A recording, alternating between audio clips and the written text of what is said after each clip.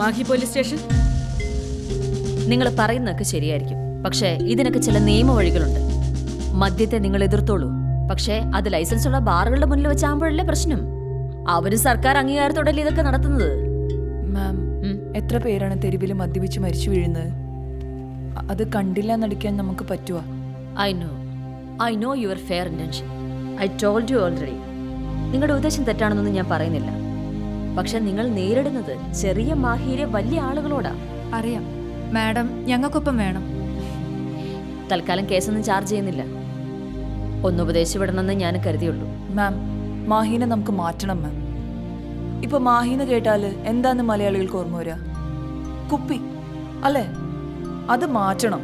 അത് മാറിയിട്ട് മയ്യഴിപ്പുഴയുടെ തീരങ്ങൾ എഴുതിയ എം മുകുന്ദന്റെ മാഹി, അതുപോലെ മയ്യഴി ഗാന്ധി, IK കുമാരൻ മാസ്റ്ററെ പോലുള്ള ആൾക്കാരെ സ്വപ്നം കണ്ടൊരു മാഹി. ഞങ്ങൾ അതിലേക്കുള്ള യാത്രയിലാ. It's okay, good. ഇതൊക്കെ ഒരു കംപ്ലൈന്റ് ആവുമ്പോഴാ കുട്ടി പ്രശ്നം. എന്തായാലും ഒരു നല്ല കാര്യത്തിനല്ലേ, നടക്കട്ടെ. Thank you ma'am. ഓക്കെ, ശരി ശരി. എന്തായാലും മേഡത്തെ കണ്ടല്ലോ. നിന്നെ നോക്കുന്നുണ്ടല്ലോ.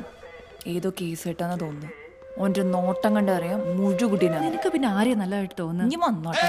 ഇനി ഒരെണ്ണം കവള ചേർത്ത് വെച്ച്. അപ്പൊ സ്റ്റേഷനിലേക്ക് വന്നോളൂ.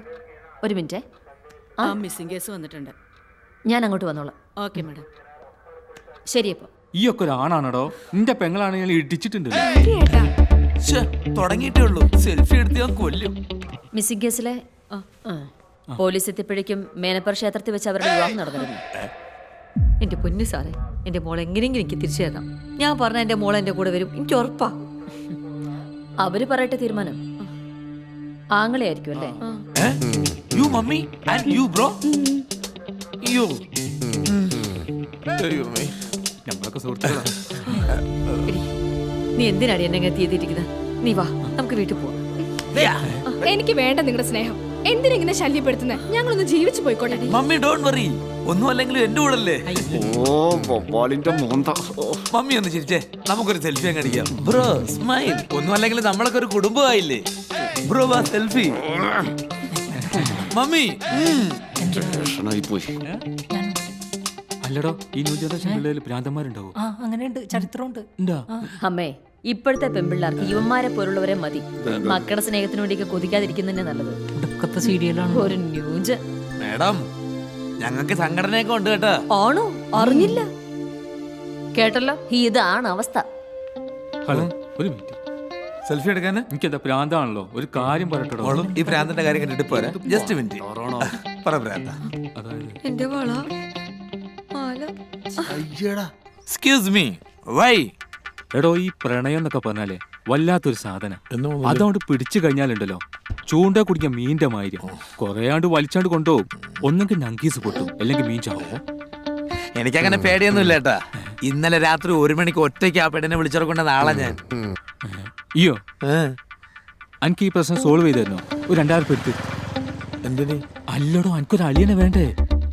2000 രൂപയ്ക്ക് ഒരു അളിയനെയൊക്കെ കിട്ടും. 5000 രൂപയ്ക്ക് ഒരു അച്ഛനെ വരെ ഒപ്പിച്ചു കൊടുക്കും. പിന്നെയാണ് അളിയ മതി, അളിയ മതി. വേണ്ട. 2000 രൂപ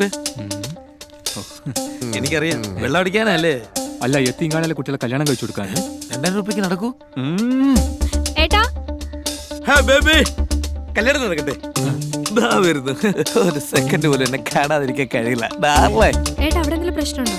ഏയ്, 2000 രൂപയുടെ ചെറിയൊരു ചാരിറ്റി പ്രവർത്തനം, ഒരു പാവപ്പെട്ട കുടുംബത്തിന്റെ വിവാഹം, എന്നെ കൊണ്ട് ഞാൻ തന്നെ തോറ്റു. ഇരിക്കട്ടെ തലയില്ലേ. മനു, സോമനടിക്ക് 2000 പെട്ടി. അനക്കോണ് ഒരു അളിയനായിട്ട് കണ്ടുവിടറോ? പറ്റുമോ?